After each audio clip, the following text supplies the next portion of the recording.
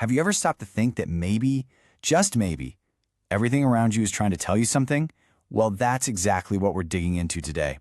We're going to decode the secret language of our everyday lives.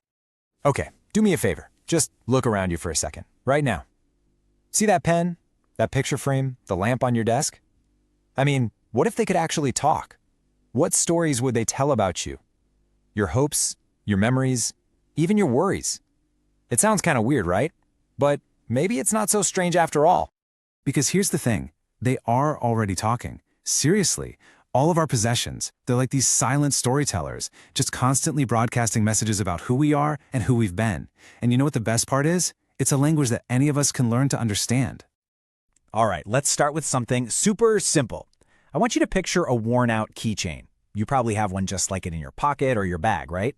It seems like nothing, totally insignificant. But trust me, it is absolutely packed with stories.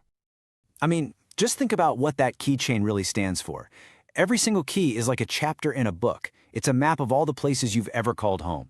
And that little fob, maybe that's a memory of your first car. That whole jumble of keys, it represents the freedom to just get up and go. But at the same time, it's also this huge symbol of responsibility for everything those keys unlock. It's literally your life story told in metal and plastic. Okay, so it's not just about keys. Let's try another one. What about your favorite coffee mug? Come on, you know the one I'm talking about. It's probably a little chipped, maybe a bit stained, but it is your mug. That single mug tells a whole story, doesn't it? It talks about quiet morning rituals, about the coffee that fueled those late-night projects. Maybe it was a gift from someone special, so it's a little reminder of that relationship. It is so much more than just a cup. It's a small, daily comfort. It's like a reliable side character in the story of your life. So you see where this is going, right? This whole interconnected world of meaning, this web that all our stuff creates. Well, it actually has a name. We call it the ThinkVerse. It's basically the personal ecosystem of objects that you've gathered around yourself. But here's the really important part. These things don't just reflect who you are. No, they actively shape your thoughts, your memories, and your identity every single day. Yeah, think of it this way. Your things aren't just passive props sitting on the stage of your life. They're active characters in your story. They're constantly influencing your mood, triggering memories, reinforcing your habits. In a way, they're kind of part of your team. And that leads us to a really powerful question. If your things are co-writing your life story with you, then what happens if you change the things? Can you actually write a brand new chapter for yourself just by swapping out the objects around you? The answer is a big yes. Absolutely. You can consciously use your environment to reset your life. It means you can take control of the story that your surroundings are telling about you and, just as importantly, the story they're telling to you. Okay, so how do you actually do this? It's pretty straightforward, really. It's a simple 3-step process. First, you just pick an object and really think about its story.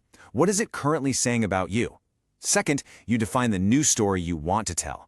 And finally, number 3, you start curating your ThinkVerse. You choose new objects that actually reflect and support that new chapter.